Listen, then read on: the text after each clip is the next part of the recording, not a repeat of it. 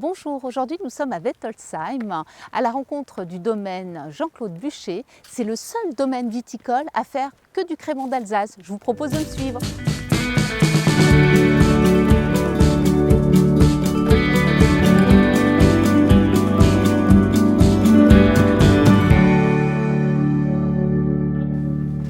Bonjour Franck. Bonjour Valérie. Merci de nous accueillir chez vous.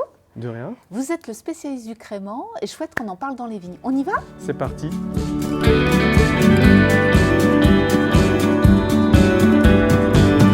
Franck, nous voici au cœur du vignoble. Donc votre exploitation date de 1980, c'est relativement récent. C'est ça, en fait, c'est suite à leur mariage que mes parents ont décidé de créer l'exploitation familiale en 1980. Et c'était surtout sur l'idée de mon grand-père maternel qui leur a proposé de compléter sa gamme de vins tranquilles en y incorporant un vin effervescent, le crémant d'Alsace qui à l'époque n'avait que 4 ans. D'accord, donc ultra spécialisation depuis cette époque. Voilà, c'est ça, oui. Et quelles sont les principales étapes, en quelques mots, pour élaborer un crémant? Tout d'abord la récolte, à une date, oui, tout passe par la date de récolte, forcément, la cueillette. On va faire attention à récolter dans des petites cassettes de 25 kg, ramener le raisin à la cave, pressurage doux, et après commencer à assembler les différents jus. Le vin va fermenter une première fois, puis on va le mettre en bouteille au mois d'avril. Et c'est à partir de ce moment-là que le vin va refermenter en bouteille, la fameuse prise de mousse.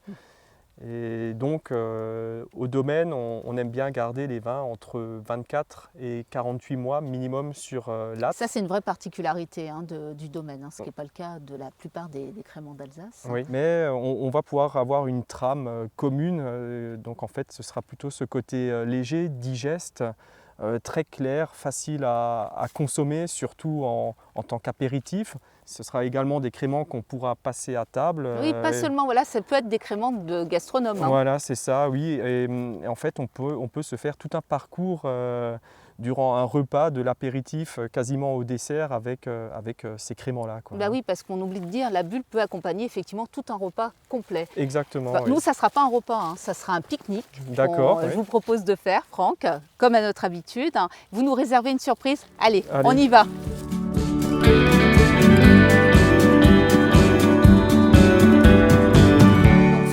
Avant le pique-nique, la surprise, c'est un dégorgement à la volée.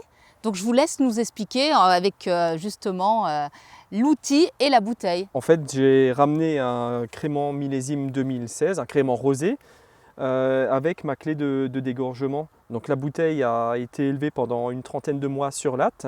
Elle a été remuée la semaine dernière et puis maintenant on va tout simplement retirer le petit dépôt en inclinant la bouteille. Bon, on laisse place à l'espère.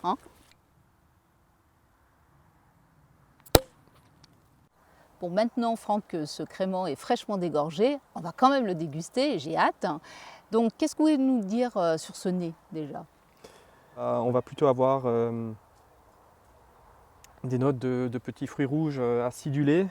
Un petit nez de groseille, effectivement. Un petit nez de groseille aussi, oui. Ça reste quand même relativement délicat. On n'est pas sur une exubérance. De la fleur blanche, un peu de chèvrefeuille que je retrouve. Très joli nez, déjà qui a une très belle fraîcheur. Bon, je vous propose de le passer en bouche. À votre santé, Franck. Santé Valérie. Extrêmement agréable en bouche. La mousse est très crémeuse. Je dirais que le vin était déjà agréable à boire avant d'être mis en bouteille. Exactement. Et peut se boire limite sans bulle. Mais on reste sur un crémant. Et il y a quand même ce toucher de bouche, cette bulle crémeuse, perlante, qui va juste un petit peu agrémenter. Un peu saline d'ailleurs. Saline aussi, ouais, ça va faire la jonction entre l'effervescence, l'acidité du vin et puis ces sels minéraux. Il peut s'accorder sur de nombreux repas. Vous avez un petit coup de cœur? Éventuellement avec un tartare de rouget. Ça peut être sympathique, ça, effectivement. Voilà, bon, j'ai pas le tartare de rouget aujourd'hui, mais je peux vous proposer petite toast de tapenade noire. Alors un peu atypique parce que c'est de la noire, c'est pas de la verte, mais je pense que ça s'accordera très bien. Et vous, je vous dis à vos verres et à jeudi prochain.